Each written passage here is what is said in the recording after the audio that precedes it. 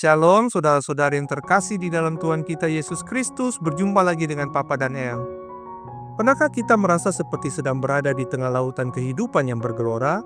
Ombak masalah yang datang silih berganti, entah itu tekanan pekerjaan, kesulitan ekonomi, masalah keluarga, sakit penyakit, atau mungkin kekecewaan yang mendalam. Rasanya kita terombang-ambing, lelah, dan nyaris tenggelam. Apa respon alami kita saat menghadapi situasi seperti ini? Biasanya kita akan panik dan berusaha sekuat tenaga mengendalikan perahu kehidupan kita. Kita mendayung lebih cepat, membuang muatan yang tidak perlu, berteriak minta tolong ke segala arah. Kita sibuk mencari solusi, membuat rencana A, B, C, dan seterusnya.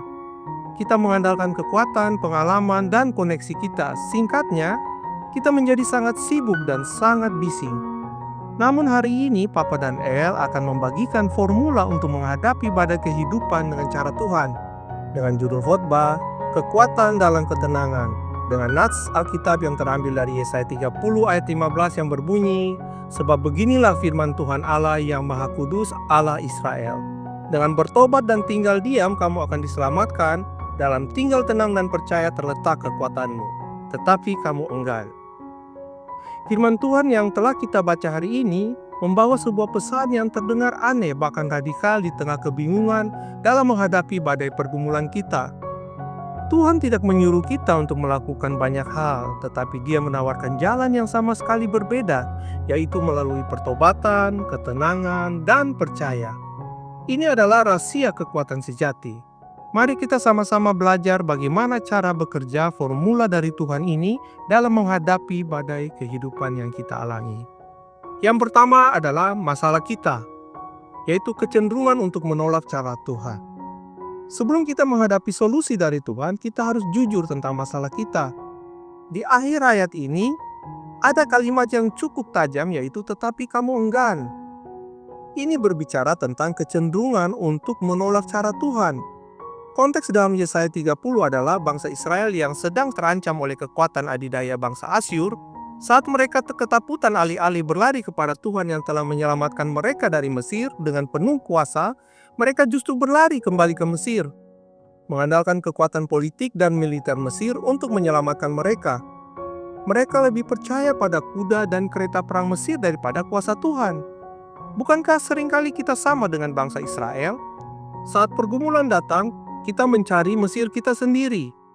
Mesir kita mungkin adalah rekening bank kita, Mesir kita mungkin adalah koneksi orang-orang penting yang kita kenal, Mesir kita mungkin adalah kepintaran dan strategi kita, Mesir kita juga mungkin adalah pelarian pada hiburan atau kesibukan agar menghindari kita dari rasa stres.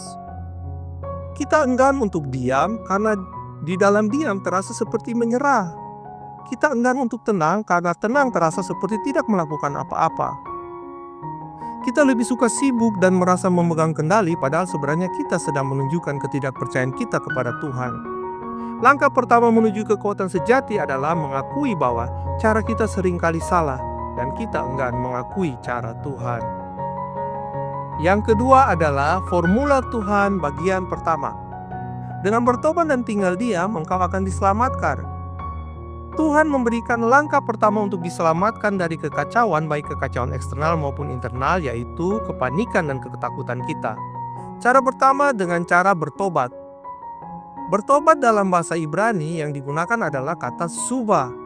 Kata ini secara harafiah berarti berbalik. Ini bukan hanya soal menyesali dosa, tetapi mengubah arah. Jika kita selama ini berlari menuju Mesir kita, yaitu solusi duniawi, Tuhan memanggil kita untuk berbalik 180 derajat dan berlari kepadanya. Ini adalah keputusan yang sadar untuk berhenti mengandalkan kekuatan kita sendiri dan mulai mengandalkan Tuhan sebagai sumber utama kita. Langkah praktisnya adalah bertobat, berarti kita berhenti sejenak dari segala kepanikan kita dan berkata, Tuhan, aku salah. Aku telah mengandalkan kekuatanku sendiri, sekarang aku mau berbalik kepadamu. Cara kedua dengan cara tinggal diam. Bahasa Ibrani yang digunakan adalah nahat. Ini berarti beristirahat atau tenang.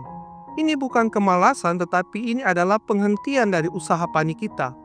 Bayangkan ketika kita sedang terseret arus deras, semakin kita meronta, semakin kita lelah dan tenggelam. Tetapi jika kita tenang dan mengapung, kita justru punya peluang lebih besar untuk selamat. Langkah praktisnya adalah tinggal diam, berarti kita berhenti memaksakan kehendak kita. Kita berhenti menelepon semua orang dengan panik. Kita mengambil waktu untuk diam dalam hadirat Tuhan, melepaskan kendali yang sebetulnya tidak pernah kita miliki.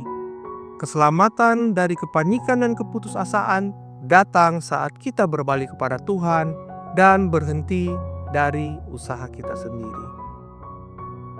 Kemudian poin ketiga yaitu formula Tuhan bagian kedua. Dalam tinggal tenang dan percaya terletak kekuatanmu. Jika bagian pertama adalah tentang keselamatan dari kepanikan, bagian kedua adalah tentang sumber kekuatan untuk bertahan. Cara yang pertama adalah tinggal tenang. Bahasa Ibrani yang digunakan adalah sakhat. Ini lebih dalam dari sekedar diam secara fisik. Ini adalah ketenangan jiwa. Ini adalah sikap hati yang tidak gelisah, yang menolak untuk dikuasai oleh suara-suara ketakutan dan keraguan.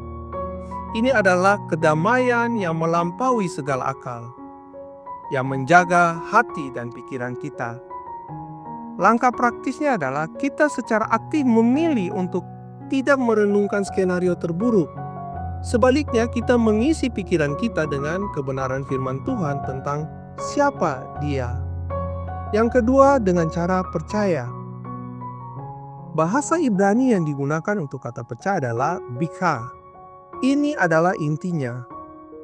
Ketenangan kita bukanlah ketenangan yang kosong, tetapi ketenangan yang berisi kepercayaan penuh.